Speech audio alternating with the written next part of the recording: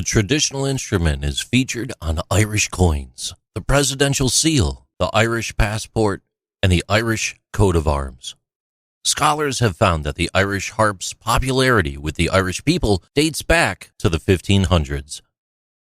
However, the Irish harp can only be considered the national symbol of Ireland when it's left-facing. In 1922, when Irish officials tried to register the harp as the national mark, they were advised it could only register the rights to a left-facing harp because the Guinness Company had already registered a right-facing harp as the Guinness mark and had been trading under it since 1862. The Celtic harp is a wire-strung instrument with a triangular frame. The Celtic harp is also known as the Irish harp, and it is traditional to Ireland and Scotland. The Celtic harp is an ancient instrument associated with the ruling class and required skill and much practice to play. Ireland's national emblem is actually based on the Brian Boru Harp. Irish legend says that Brian Boru played the harp the night before the Battle of Clontarf. The Irish harp is also known as the Trinity Harp and is on display in Trinity College Dublin's Long Room.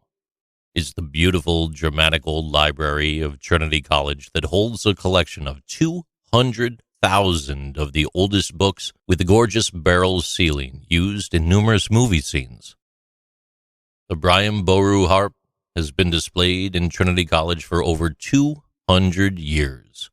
It's one of the oldest surviving Gaelic harps, and it's covered in fine and intricate carved and colored decoration.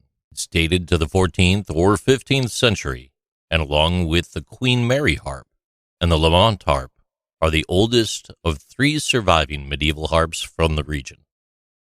The harp was introduced to Europe by the Phoenicians, who brought it from Egypt. By the 10th century, the music of the harp was already regarded as an important symbol of Ireland. Harp was eventually seen as a threat to the British crown because it was such a source of pride and hope for the Irish. Harps were ordered to be burnt, while harpists were condemned and executed. It took almost 200 years before the harp was heard and enjoyed in Ireland once again.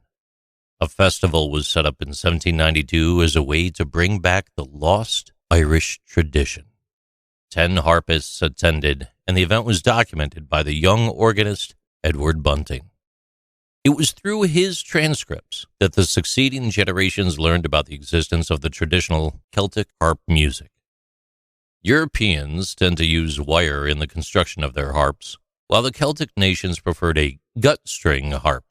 The lever harps of the Gaelic people were made for folk music, and the primary materials used in stringing harps was gut. However, some harps were strung using brass wire. Ireland has a unique and beautiful national symbol. It's the harp. It's the only country in the world that uses a musical instrument as its symbol. These are Interesting Things with JC.